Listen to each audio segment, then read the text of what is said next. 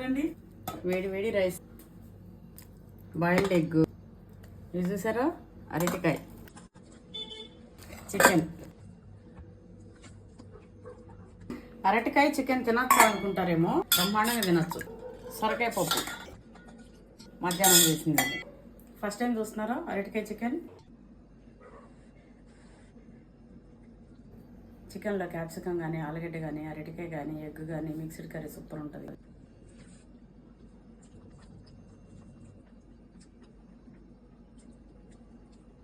పప్పు, chicken, egg.